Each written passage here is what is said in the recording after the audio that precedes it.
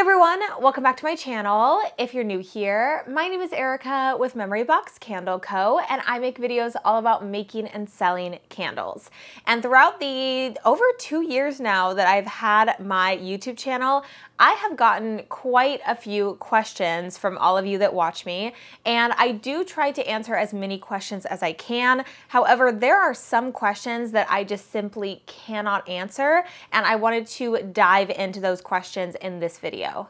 However, I do want to preface before jumping into everything that me not answering these questions, it doesn't mean that I think that they're stupid questions or that I don't want to answer them. A lot of it is that the answers would be so tailored to the individual that I wouldn't be able to get enough information to be able to answer the question in the best way. And even then, I still more than likely wouldn't even know what the right answer would be to give you. A good example of this would be the very first question that I wanted to bring up, and that is, what is the best wax, wick, and jar to use for my candle business? Or what should I get started with? Or what should I use? What's the best one to use? And I think that when we get started with a hobby, when we get started with learning something, we want the best of the best of the best. We want, when we're getting started, let's say a lot of people that are wanting to start a YouTube channel, before they've ever made a video, they want to start investing in good equipment, a good microphone, a background, whatever it is that they want to invest. They want the best of the best to get started. And really, especially in the beginning when you're getting started, it doesn't have to be the best. And also, the best is subjective. So the best to me could not be the best for somebody else, and somebody else really, really loving, let's say, 464. I'm not anti-464, but I don't think it's the best wax, and other people do think it's the best wax to use. So no matter who you're asking this question to, you are going to get different answers. So it's really just about testing and having fun. And I know that this is something that, of course, it's like, okay, everybody just tells me to test and try out different things. And really, that's just how it is. It's kind of like if you're trying to find a kind of exercise that you like and somebody says, just run. You're going to love running. I love running. I run 3 miles a day and I absolutely love it. You're going to love it. And you do it and you're like, I don't really like this. But then you try cycling, or you try playing tennis, or whatever it is, you join like Zumba classes a couple times a week and you like that a lot better than running, then you're gonna find what works for you and you're gonna wanna keep working with it and you're gonna enjoy it a lot more. So a lot of these things are going to be very subjective to you as the individual. So whenever I get this question asked, it's so impossible for me to answer because I only have my personal experience on what I've worked with, and that's what I share on my channel, is what I have personal experience with and what I personally like. Second question I wanted to bring up in this video is, I have a lot of people asking me, how many candles can you make with X melter? So for instance, with the DigiBoil or with the Presto Pot, how many candles can you make from that? And that question, again, very subjective, and it varies. I mean, it varies in so many ways. It's like unbelievable how many ways it varies, because it depends on, are you making tiny little tea light candles? Are you making larger 16-ounce candles? It really just depends on the candles that you are making and working with. But to answer, this is actually, I think, the only one that I actually answer the question of, because I think that a lot of times people are looking for just kind of an average, how many candles can you get out of the DigiBoil? For me personally, for my candles, me personally with my formulas, my candles, doesn't mean that it's going to translate to you and what you're working with. When I have this filled up all the way, I can make 90 of my larger 10-ounce candles and 149 of my smaller 6-ounce tins. I did do the math on that, and I did figure out I don't even know if I'm right with it. I just kind of try to look into it based on the amount of grams that it can hold, the amount of grams that I use per candle. So again, with something like that, it really just depends on how many, what kind of jars you're working with, how much wax you use per candle, and then you can kind of determine the math based on how much wax the DigiBoil can hold, which I believe is around 50 pounds, I think. And then question number 3 is something that I get a lot of different variations of from so many different people, and that is, my candle does not have a good hot throw. Why is that? Or I lit my candle and I barely smell anything. How do I fix that? I did do a video a little while back on how to get a better hot throw out of your candles. And even if you search on YouTube, there are so many different people talking about how to fix this or how to increase your hot throw. And what you'll soon find out is that candle making, there's a lot of different moving pieces. As you could kind of say, there's really not that many moving pieces, but there's a lot of different pieces to the puzzle of the candle. And one little thing could interact differently with the other and could decrease or increase the hot throw. So when I get those kinds of questions, it's really, really difficult for me to answer because I don't know what they're working with. And even if they do tell me, you know, I'm working with coconut 83 and I am using this jar and I have this wick. And even then that is very difficult because I don't know temperatures. I don't know what the fragrance oil percentage you're using, what kind of fragrance oil you're using. And there's just so many different factors that go into it. So I think that I have an idea of making a video on how to diagnose your candle. I don't even know if that's the right way to say it, but essentially just when you're testing your candle, how to look at different factors and be able to eliminate or add certain things, take and put in different variables that could be the determining factor of your hot throw issue. So I think that may be a video in the future that I might want to do because I think that this might help you as an individual be able to kind of change and take away and add different things when you're in your testing process to see what works and what doesn't work. Because again, what works for me might not work for somebody else. Somebody could take my exact formula with my wax, fragrance oils, wicks, jars, all that, and use it, and then they're doing it, and something I could be doing slightly different, or there could be something different about the temperature and the, I don't know, the elevation, all that kind of stuff. There are so many things that come into play, but I think that this is definitely one of the main questions that I get a lot, and I feel really bad because it's so hard. It's not just one answer. There could be so many different things, like taking your car to a mechanic and saying, hey, my car doesn't turn on, why is that? And there's like a million different things that could be the cause of it, and they don't know unless they like really take a look at it. So that is definitely a question that I wish I had the answer to, but I'm looking to kind of, you know, definitely make more topics on in the future.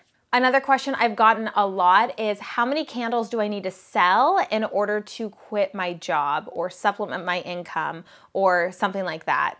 And again, this not only is varied based on what prices you are selling your candles at, but what are your overhead costs? What are your expenses? How much do you need to pay your bills? What, you know, is your cost of living? There are so many different things that come into play. You know, if you live in, what is that, San Francisco or Sacramento, I don't know, wherever is like the super expensive place in California versus like a little town in Oklahoma, it's going to be completely different and your needs are going to be completely different.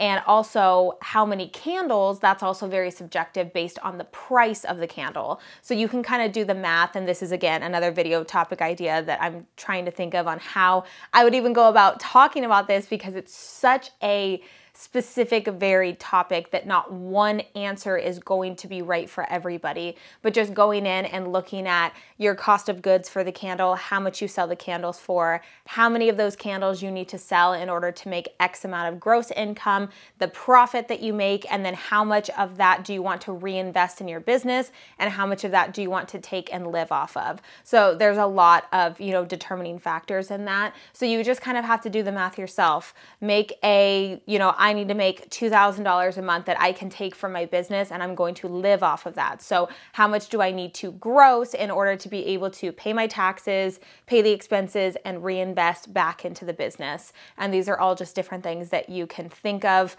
when you are doing the math. But again, it's just going to vary person by person. This next question I know I've brought up before in previous videos, but I do have a lot of people still under the impression that there is one label size to use for every jar. So for instance, I use the 2.5 by 3 inch labels. I know a lot of people use that as well. Same thing with my wax melt labels. These are the 2.2 by 8 by 2.83 inch labels. I always get confused on that because it's kind of a weird label size. But I have a lot of people thinking that you have to use that for the wax melts. What is that size? What's the best size? Like what is, and really it's, again, it's a personal preference. You could do a heart-shaped label. You could do a tiny little oval. You could do, it doesn't matter what it is. It's just your preference and what's going to speak on your brand. Some people want to do a really big label. Some people want to do a wraparound label. Some people do just a tiny little dainty label. It really just depends on what your brand is. So I can't really recommend or suggest or tell you that there is the perfect label size for the jar that you're working with.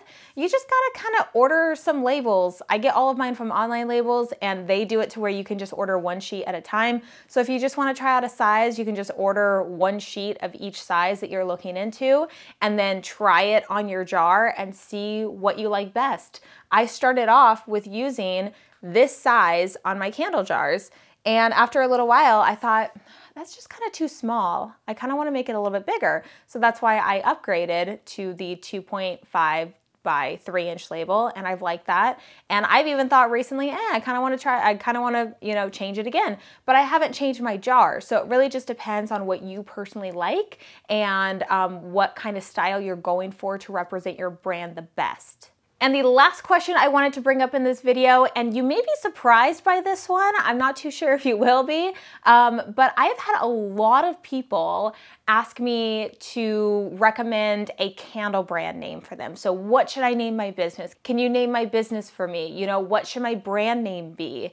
And I think that this is something that is, I wouldn't, even if I was like this crazy, like, you know, namer of candle businesses and could come up with all these different names that would fit perfectly, I wouldn't want to, because I think that the process of creating your own name for your company, for your business, is such a, it's such a kind of like the origin of your brand. It's the name of your brand. It's the name that you will say all the time and talk about and hopefully make little shirts out of, and that you will, you know, bring up and talk about with people. So that's something that is so personal to you. And I just, again, even if I could, or even if like that was something that like just kind of came naturally to me and I could, you know, perfectly line it up with people, I just feel like that's something that, like, no matter if it's just like a random thought or you see a word on a wall and you're like, oh, like I kind of like that word, maybe I could put that into my brand name.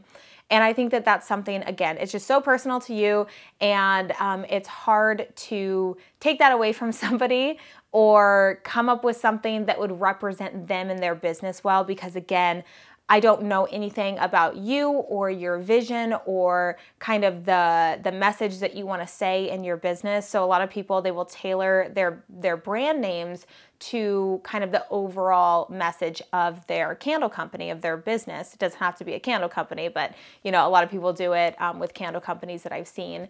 And I just think that that's just something that it is personal to you. And if you are struggling for a couple days and you haven't thought of something, don't stress. It will come to you. It took me weeks to come up with my name. And I had just a running notepad on my phone, and every time I thought of a name, I'm like, ooh, that's great. I really like that. And my first thought, one of my first thoughts of my candle name was Homebody Candles. And little did I know that already existed, and she has a fantastic business and probably did it way better than I could have done. But it just kind of led me to the concept that I really liked. Instead of just rushing into a name, and just because you want to get a name and really want to start your business really fast, just take some time and really figure out, like, what is my business going to be? What is the message? What is the purpose of my business? What is kind of the story behind my business? And it will come to you, whether it's in the middle of the night or if you're really just sitting down trying to think of the different names that you really like or different words that you really like. Whatever it is, it will come to you. Just be patient. It will come to you. Just take some time. But with that, I think I'm going to end today's video right here. Again, this was just kind of a video that I thought was interesting, that I think that a lot of people think that I have all the answers and I know all these things, and I really don't know a lot of things. I know what I know and I know what I've experienced. And I did actually on my Instagram at Erica Marie Morris, I did recently put up a post that said, I don't know. And I talked about how this phrase is going to be kind of a main part of your whole starting a business journey. There's gonna be so many things that you don't know, and that's okay, because you don't know until you do know. And I think that I got inspired to make this video because of that post, or I made that post inspired of the notes I made on this video. I can't remember. It's been a long couple of weeks. It has been a long couple of weeks, but I am feeling better. Thank you all so much for your well wishes. I am feeling a lot better than I was, and I'm excited to get back to the normal routine, which also includes sitting down in front of this camera and talking, which when you take some time off from doing that consistently, I mean, you really just sit here like, I don't know what I'm doing. Anyways, thank you all so much for watching. I appreciate you if you made it this far. If you enjoyed today's video, make sure to leave it a thumbs up, as well as subscribe to the channel if you haven't already. Also, don't forget to follow me over on Instagram at Erica Marie Morris, and I will see you guys in the next video. Bye guys.